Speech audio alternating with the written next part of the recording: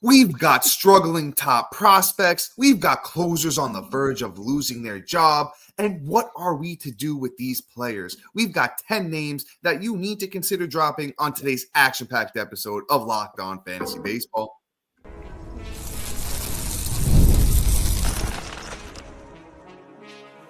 You are Locked On Fantasy Baseball, your daily fantasy baseball podcast. Part of the Locked On Podcast Network, your team every day.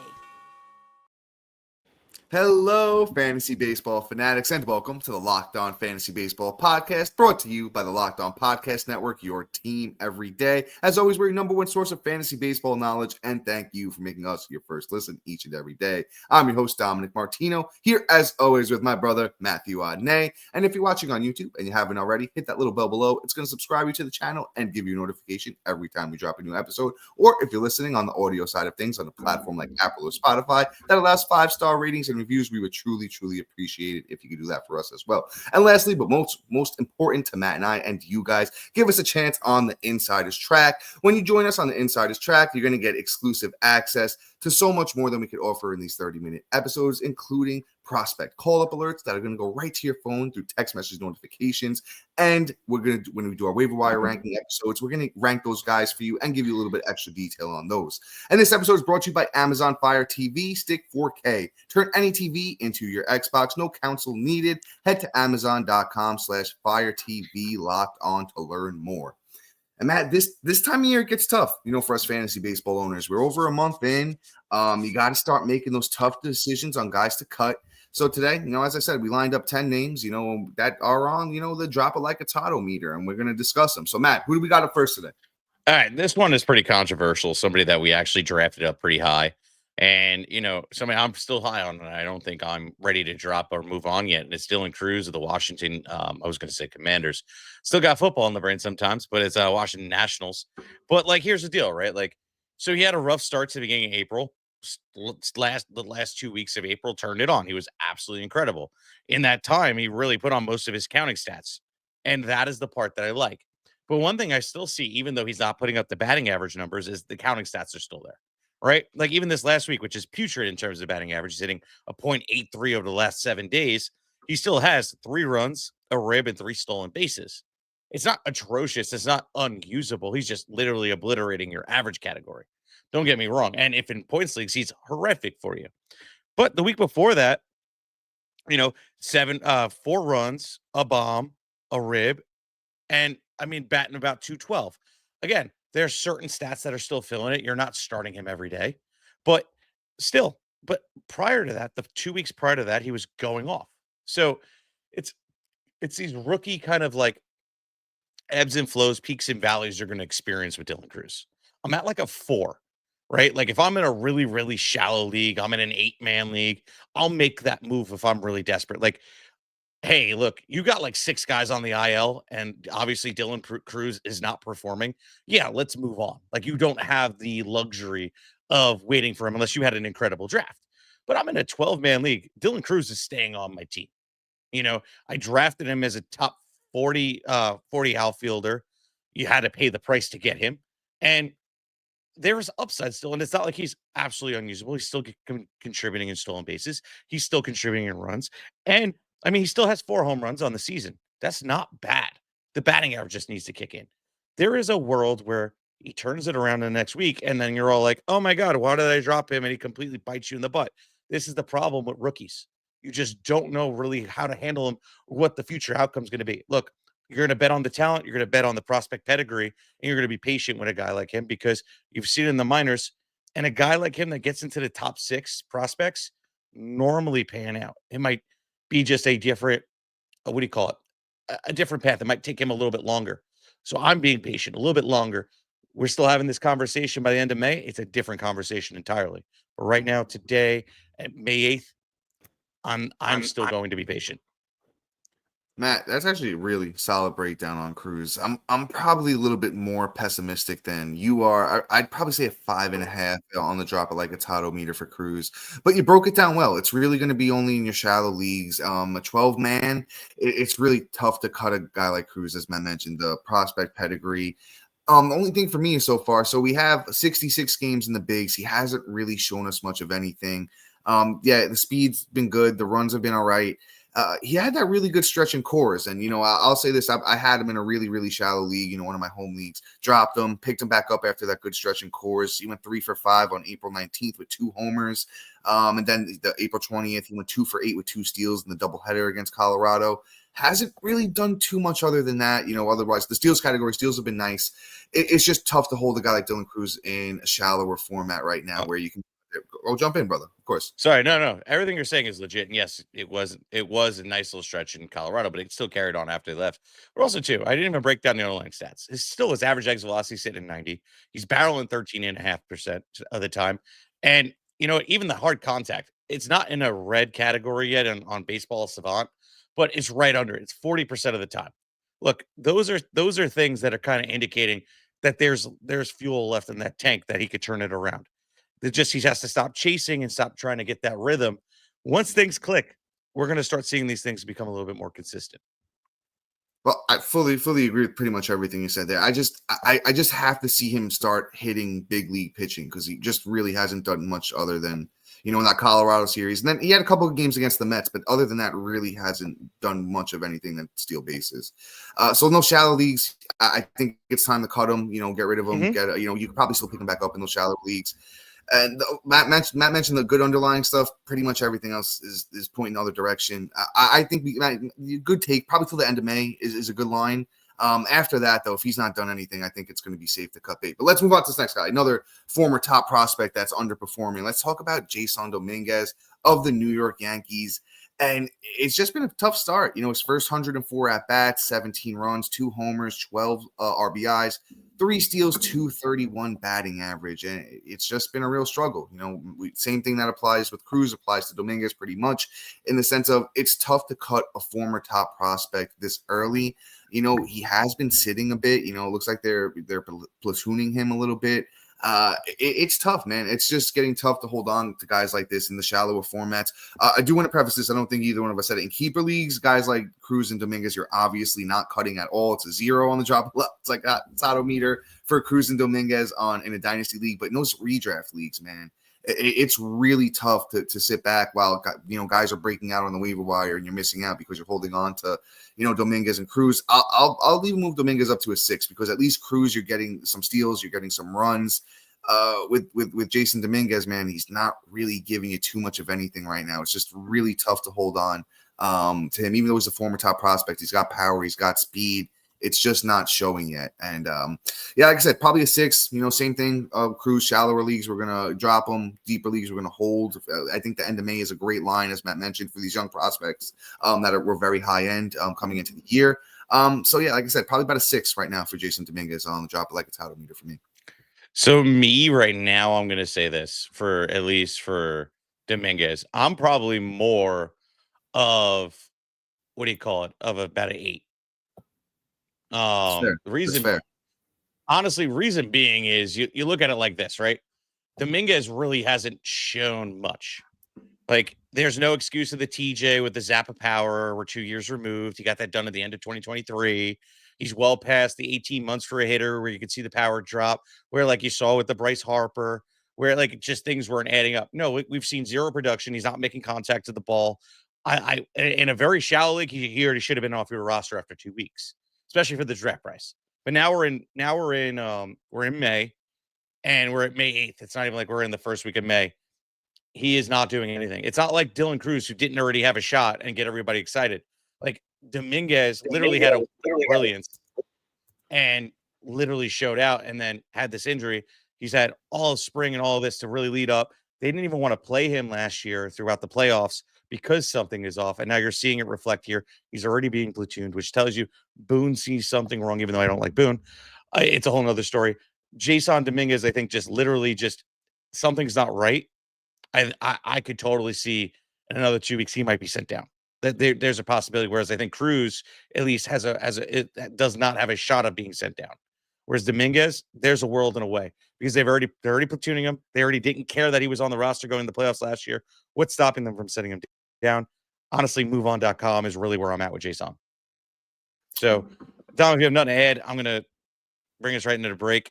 So coming up next, we got more guys just like this that you're probably sitting on the bubble of what you should do, like guys like Michael Busch, Xavier Edwards, and so much more. So coming up right after this.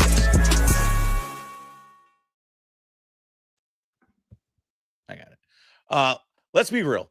Coffee isn't just a drink. It really isn't. It's a ritual. It's a lifeline, more of a lifeline.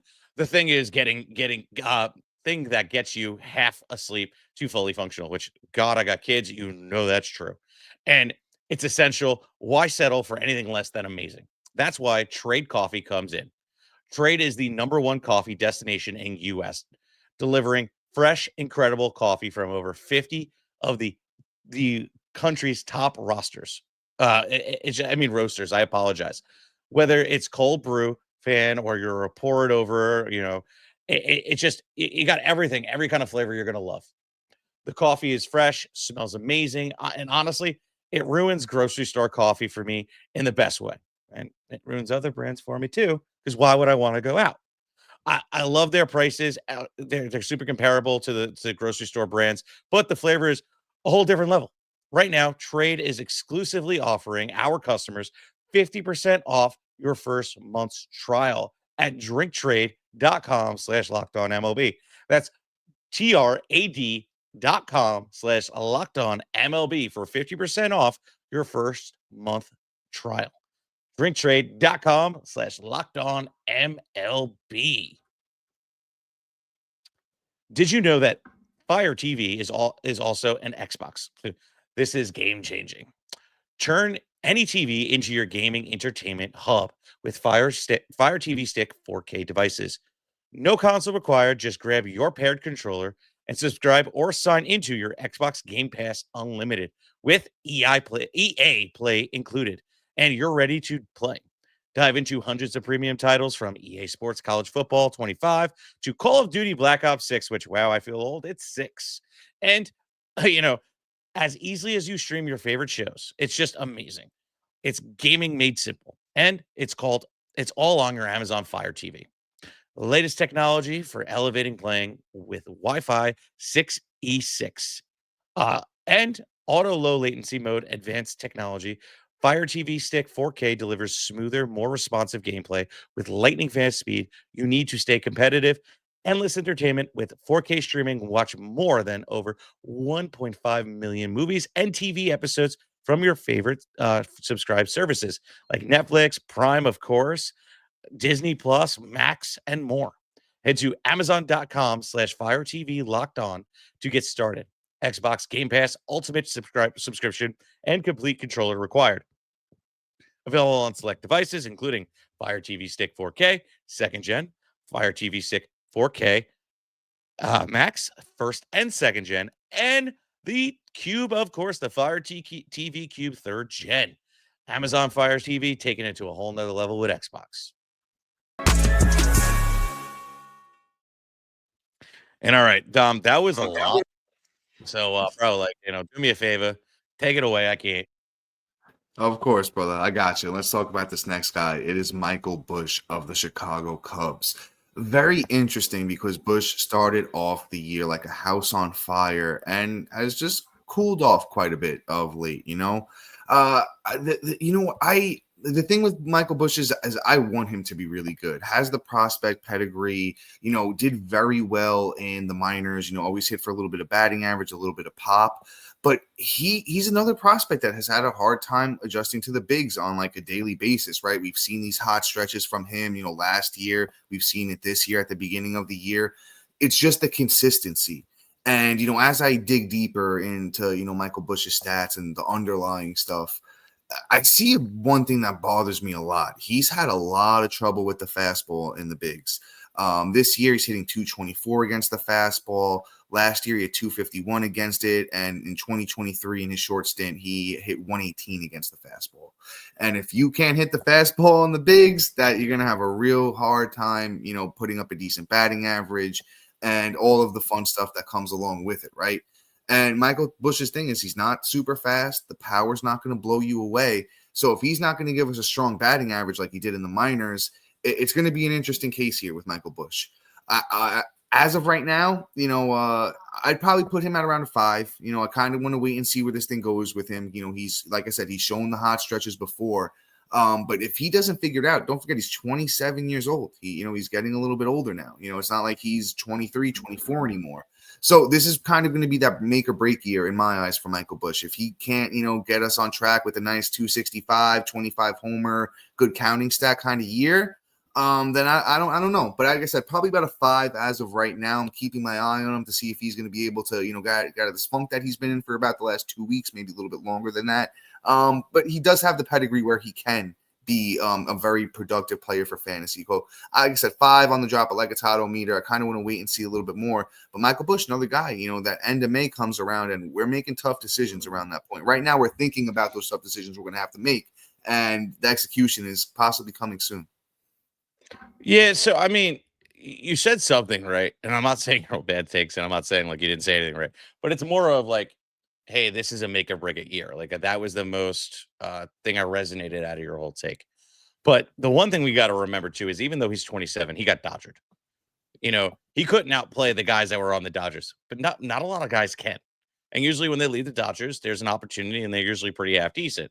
Michael Busch just has another level of ceiling that we can actually talk about. That hey, he could be a top 100 player. So that's what I like about Michael Busch. And we paid, pick 196 if I remember correctly. So I like that. Also, too, it's only been the last 2 weeks. Everybody's going through slumps at some point, right? Who's having a slow start? Who's having a hot start and then cooling off? Michael Busch also just kind of just is a guy we need to be patient with. But if I start seeing the trends like we saw last year where it was really, really hot and then really, really cold, that is where we start to get into that danger zone. So where I'm at right now is I had pretty much 3 weeks of solid consistency and 2 weeks of inconsistency. I'm going to wait. I'm going to give him 2 more weeks, and then my whole opinion can change. Right now, I'm at a 2. If everything turns around, he continues this bad play for another 2 weeks, I'm out. He's getting dropped like it's hot. It's kind of like one of those things where like, hey, I might even try to sell him next week by the end of next week and try to sell him as high as I can and then kind of just move on. With Busch, it is what it is. But the draft price tells me I don't really have to care anyway. But I think the upside is still there. I still think there's an opportunity for him to turn it around. It's only 2 weeks. We're just freaking out because of the inconsistency, the dodgering, and everything else. But I'm going to move on because we spent a lot of time on him. Let's talk about Xavier Edwards of the Miami Marlins. So I've never really been a fan of this dude. I never understood the hype, but he was pretty highly owned and he's dropping daily. Already does. I'm looking at it now, down another 4% ownership. And that's a lot. It's a lot of drops. And he's performing pretty poorly over the last 2 weeks. 5 runs, no bombs, 3 ribs, 3 stolen bases, bat 188. Now, for me, he was never somebody that I'm super excited about. He's a full-blown drop for me. I don't really care. He's pretty much just like a stolen base guy for me. You look at what he did last year, the 31 stolen bases, the 26 ribs. I mean, 31 stolen bases and 265 at bats, batting 328. That's great. But is the 328 real? That is the question you really got to ask yourself. Can he hit 300? I don't know. But if he hits 275, still has 60 bags on a team that's absolutely putrid, where there's no opportunities to run, no opportunities to even get you 50 ribs, and a guy that maybe will hit 5 home runs to 7 home runs, what's that really attractive? Outside of being a 2-category contributor, there's no reason he should be on your team right now during a poor performance. Unless you're really bad on stolen bases and he's your only source, or you're on a deep, NL or NL only league. You know what I'm saying? Or a 15 to 20 man league. That's the only time it really matters. Other than that, Xavier Edwards should be dropped universally on anything smaller than 12 or under. It's just, you must be this old to ride this ride, and Edwards should be out. I agree with you for the most part. He is pretty much just a stolen base specialist, and then even only 16 runs on the year isn't really giving you too much either. He's been leading off, pretty much the whole season for those Miami Marlins. It's a tough situation. Like I said, Matt said pretty much. If you need steals, you could hold on to him. That's why I'm going to probably put him at like a 5 or a 6, just because he can give you a lot of steals. He's fast. That's legitimate. There's a world where he hits for some batting average. He proved it through his first 100 games in the bigs over 2023 and 2024. So that yet remains to be seen if he can keep that tool in play. So yeah, I mean, if you do not need the stolen bases, you can absolutely drop Xavier Edwards. So let's move on to this next guy, who's probably pretty much Jump in, Matt, my brother. Oh, yeah. Actually, before we talk about this next guy and we move into some starting pitchers and relievers who actually really interesting names. I'll tease a couple: Max Meyer, Shane Baz, former number one prospect Jackson Jobe. Those names and more coming up next. And guys, the NBA playoffs are in full swing, and every night delivers highlight-worthy performances, major momentum shifts, and can't-miss moments. Whether it's a game-winning shot or a great player, there's never been a better time to get in on the action. FanDuel makes it easy to stay in the game before tip-off and live with player props, performance trends, and same-game parlays. Fans have more ways than ever to play smart and win big. Which players are showing up in the biggest moments, and how could tracking their trends help you win your next bet? What would it look like to combine live props, bets mid-game based on how the action unfolds? If you got a read on who's heating up, why not back it with a same-game parlay? How could a 200 bonus in bets add to the excitement if your first $5 bet hits? And guys, you know what? We're talking about that first $5 bet. I might as well give you some action. Them Knicks, man, me and Matt, New Yorkers, born, raised. The Knicks look really good, man. So I know we're talking about the Nuggets, but I'm rooting on the hometown team. Let's go with them Knicks, baby. Bet on those Knicks. Call Anthony Towns, points, rebounds, all that fun stuff. And if you're new to FanDuel, it's the perfect time to sign up. Head to FanDuel.com and place your first $5 bet. If it wins, you'll get $200 in bonus bets. Make every moment more with FanDuel, official sports betting partner of the NBA.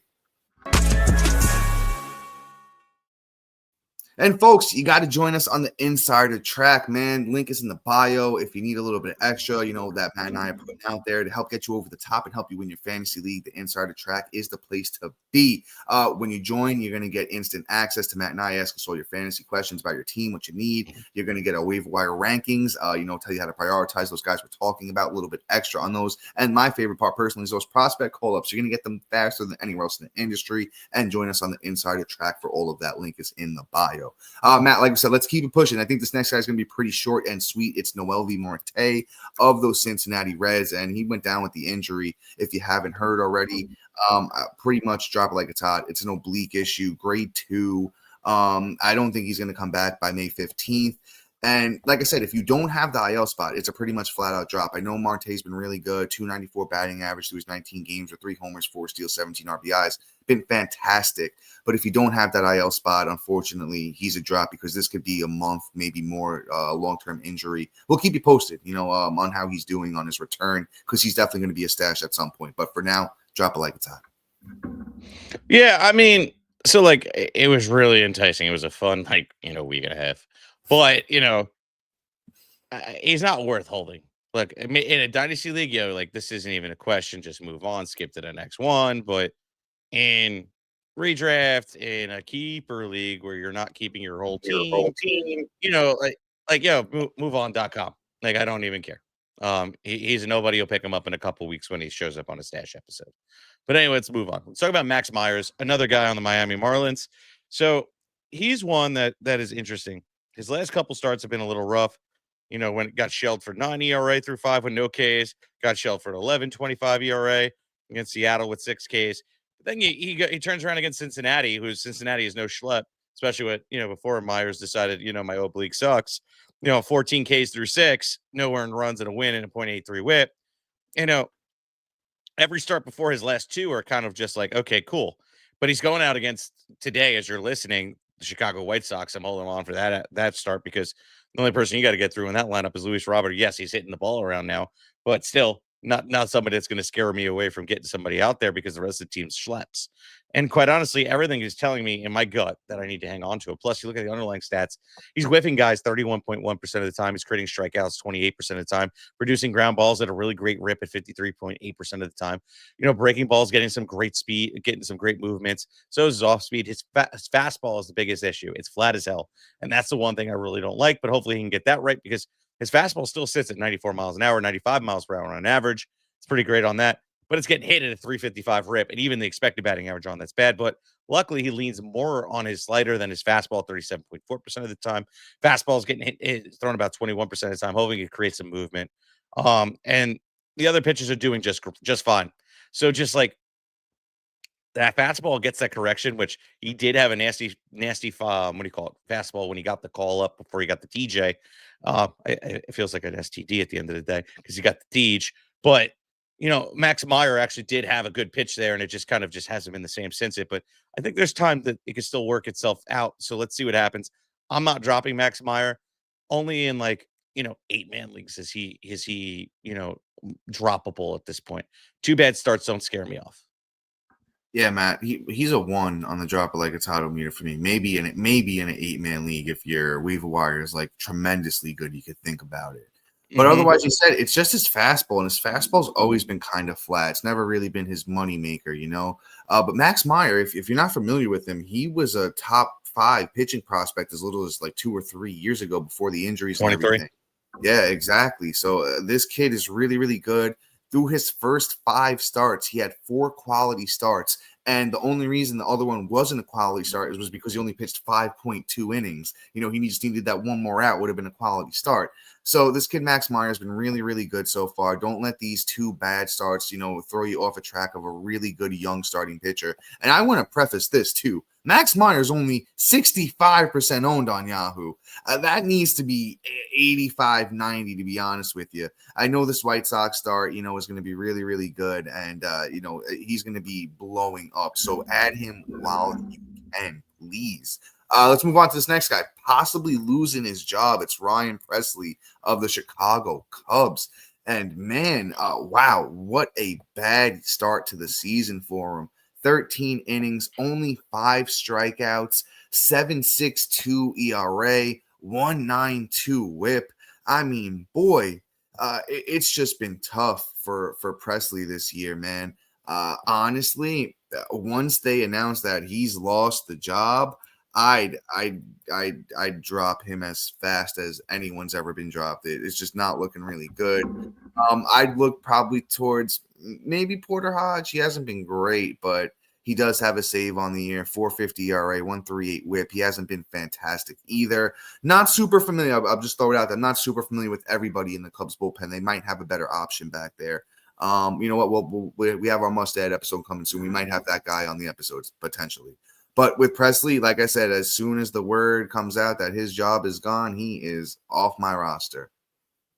Yeah, it's funny though. Like I'm right there with you. It's kind of crazy, but I guess you can understand why the Houston Astros let him walk. But Porter Hodge is the next man up, and that's the guy that you probably want to start stashing now. It's been he's been getting used in the setup role, and he's the next man up. That's how they have it slotted in anyway. And you know what? Porter Hodge was pretty decent last year. Had 9 saves through 43 innings, had a 1.88 ERA, and had 52 Ks. So that's the part that I really like, right? He had 10 Ks over per innings, and that's what I really want to see. A guy that's getting more strikeouts than what innings he pitched, getting the saves and having the opportunity.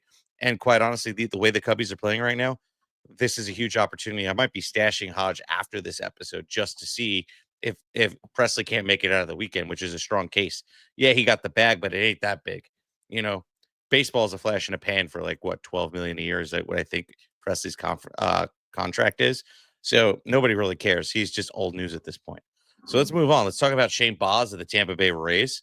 And, Baz is an interesting one. He's actually had 3 bad starts, but I'm still not scared. 73% owned and dropping. Funny enough, he's down almost 10%.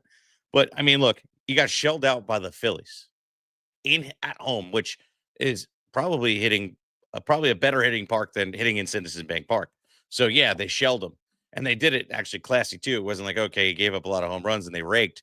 It was more of like they played small ball on his butt, and Baz just got lit. Kansas City, another team that's been doing it, then had a great start against San Diego, but then who hasn't got lit up against the Yankees these days either.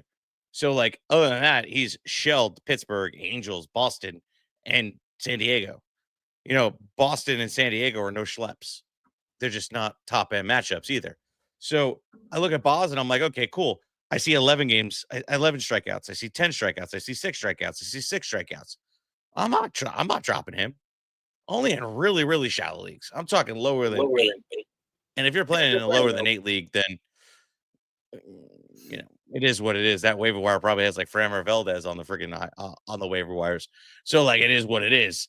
But other than that, man, like Boz is just not droppable right now because the K upside is outrageous, and sometimes he might get shelled.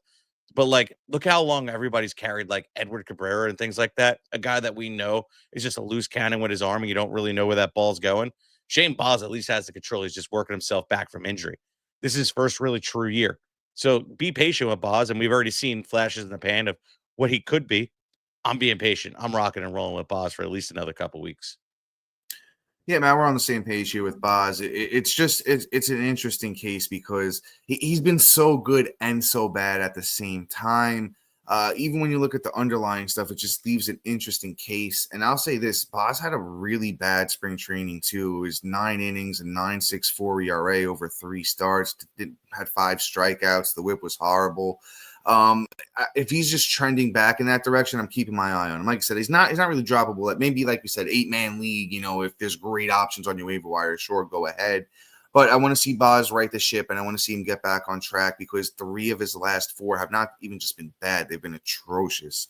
So if he can get back on track, Matt, as I mentioned, they were all pretty good teams that he got hit hard against, but getting hit that hard, 3 out of your last 4 is tough. Keep your eye on him. Don't drop him yet. But Matt, that is really all we have time for today. We can sneak one more. Want to sneak one more in? Yeah, let's do it.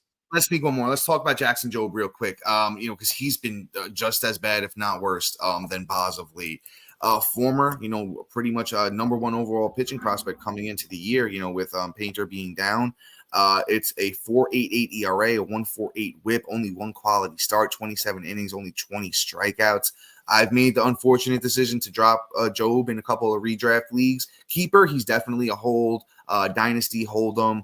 But it's just getting real bad. They spaced out, a couple of his starts, to preserve his innings. He just hasn't found it yet. Is there a chance that he rights the ship? Yeah, of course. But I honestly think in most redraft leagues, if you drop Jobe right now, he's probably not getting picked up. 7.5 for me for Jobe on the drop at like it's how to Yeah, unless you're in a 15-man league, he can be. Yes, of course. Or AL only. Honorable mention, Ryan Walker, the San Francisco Giants. He's about to lose his job because he can't hold that. Trying to stand in a pool at a Diddy party. It just ain't gonna happen. But anyway, guys, please like, subscribe, comment, rate, review, do everything you can to share this show. We love you guys. So thank you, everydayers and new listeners. And when you're done, check out our boy Sully over at Locked On MLB for great MLB coverage. Peace out, guys. Sure.